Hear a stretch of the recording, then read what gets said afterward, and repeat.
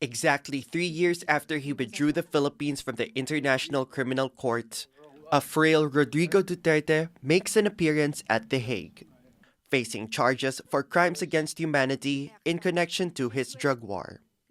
Despite seemingly being shown an arrest warrant in the Philippines prior to his extradition to The Hague, his lawyer tells the ICC judge no warrant was shown, calling his arrest unlawful and a form of political score settling by Philippine authorities.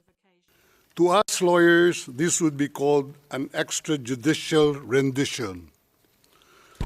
To the less legally inclined, it was a pure and simple kidnapping. Prosecutors are accusing the former Philippine president of carrying out systemic attacks against the civilian population during his time in office, after he launched a brutal war on drug gangs and addicts. Outside the ICC, both critics and supporters of Duterte gather. While many decry his drug war as a violation of human rights, pro-Duterte supporters insist that his actions were justified and helped improve the Philippines' security.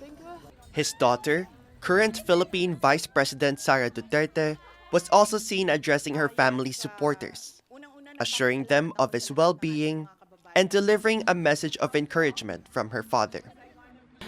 Sabihin mo sa kanila, relax lang, may hangganan ng lahat, there will be a day of reckoning for all.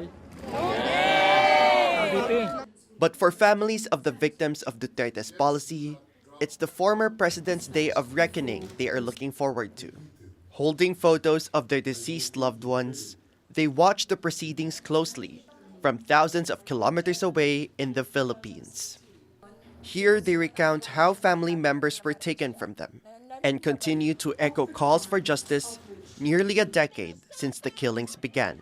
What we want to see from ICC is that Rodrigo Duterte, to pay up for his crimes against humanity, crimes against the Filipino people, for the 30,000 and more victims of extrajudicial killings. The ICC has set the next hearing to confirm the charges 6 months from now, on the 23rd of September.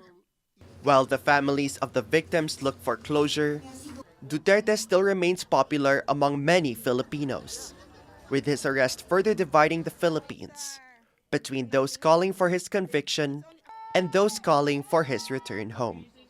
Hsueh and Gino Lopez for TaiwanPlus.